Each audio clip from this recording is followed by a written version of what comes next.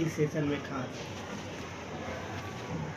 Session की जो आरंभ होती है वो तो प्रतिवर्ष अपने निश्चित डेट के मुताबिक होती है और प्रतिवर्ष अपने पीछे साल जो भी उसमें त्रुटियां रह गई हैं उस त्रुटियों को दूर करते हुए आगे का प्लानिंग किया जाता है। और ये जो प्रतिवर्ष की परिपाटी है इसमें कोई और दूसरा कुछ ऐड नहीं होता है। हाँ, इस बार की है कि हमारी सीबीएसई के मुताबिक कुछ सिलेबस में परिवर्तन किए गए हैं, उसके आधार पर उसका करिकुलम में चेंजेज आए हैं और उसके आधार पर उन अलग से लेसन प्लान बनाई जाएगी। आज का दिन हम लोग के लिए बहुत ही अच्छा है क्योंकि आज हमारे सीबीएसई के द्वारा 10th के रिजल्ट कल प्रकाशित किया गया और उसमें हमारे बच्चे काफ़ी अच्छे किए। लगभग आपको 10 से 15 बच्चे हमारे जो हैं वह एबव 90% हैं, जिनका मार्क्स 92-93% है। अलग अलग बताना उचित नहीं है, लेकिन एज ए होल आपका लगभग 10 से 15 बच्चे जो हैं वो आपका एबव 90% हैं और 80 to 90 के बीच में मैक्सिमम बच्चे हैं, उनका रिजल्ट काफ़ी अच्छा रहा है। हाँ, कुछ बच्चे जिनकी अटेंडेंस कम रही थी उनका प्रॉब्लम रहा, कुछ का मेडिकल प्रॉब्लम था, उस प्रॉब्लम के कारण उनकी परसेंटेज कुछ की कम हुई है। इसमें स्कूल का किसी प्रकार का कोई नहीं, क्योंकि वो अटेंडेंस शो करता है कि जिसकी कंटिन्यूटी जितनी अधिक रहती है परसेंटेज उसका उतना अधिक अपने आप आ जाता है।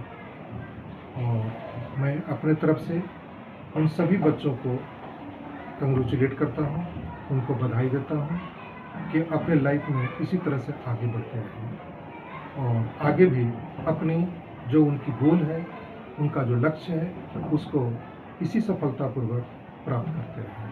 धन्यवाद। क्या कर नहीं, स्वाभाविक है कि जब अगर बच्चे अच्छे करेंगे तो पेरेंट्स का रिएक्शन भी बहुत अच्छा होता है, क्योंकि उससे ज़्यादा उनको क्या चाहिए।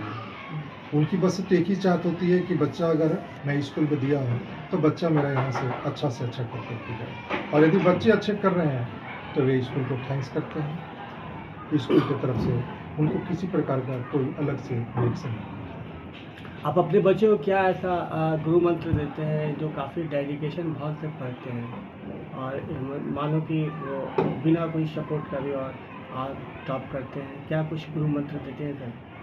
देखिए, एक्चुअली है क्या कि मैं जब स्कूल खोला था उस समय से ही हमारे यहाँ आपका हमारी जो अपनी विजन थी कि बच्चों को जो अगर उसका डाउट हो वो डाउट कैसे क्लियर हो। और इस पॉइंट ऑफ व्यू से मैंने सोचा कि अगर बच्चे स्कूल के बाद अगर प्राइवेट ट्यूशन में जाते हैं, कोचिंग में जाते हैं, तो पेरेंट्स के ऊपर में एक एक्स्ट्रा बर्डन आता है। उस बर्डन को ध्यान में रखते हुए हमारे यहाँ शुरू से ही एक सिस्टम है जिसका फ़ायदा बच्चे अगर उठाते हैं तो वो बच्चे काफ़ी अच्छे करते हैं, सभी नहीं उठा पाते हैं। उसका यह है कि हमारी जो जनरल जो क्लासेज होते हैं पर डे की, वो जब समाप्त होती है, बच्चों की छुट्टी होती है, उसके बाद एक पीरियड टीचर यहाँ पर रुक कर उनकी जो पर्सनल डाउट होता है उसको क्लियर करते हैं। जो बच्चे के पास अपना पर्सनल डाउट है उसका प्रोविज़न हमने विदाउट एनी कॉस्ट रखा है कि आपको वो रुको, टीचर के साथ पूछो, जिस सब्जेक्ट में टीचर के साथ जरूर, चूँकि उस समय सारे टीचर फ्री होते हैं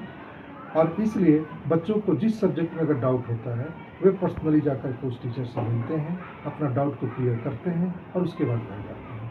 और जिस बच्चे के द्वारा यह रेगुलर रूप से अगर किया जाता है उनका रिजल्ट काफ़ी अच्छा होता है, क्योंकि उनको एक तो कि दूसरे जगह कहीं ट्यूशन कोचिंग के लिए नहीं जाना पड़ता है और दूसरा क्या है कि अलग से कोई पैसा भी नहीं लगाना पड़ता है।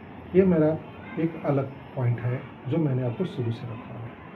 कहा जाता है कि आप एक्स्ट्रा एक्टिविटी पे विशेष ध्यान देते हैं, क्या कुछ एक्स्ट्रा एक्टिविटी करवाते हैं बच्चों को? नहीं, एक्स्ट्रा एक्टिविटी जो हो गए वो तो आपके दूसरी चीज़ हो गई। हमारी जो बच्चों की जो डेवलपमेंट होती है वो आपका सिर्फ किताबी ज्ञान से नहीं होती है।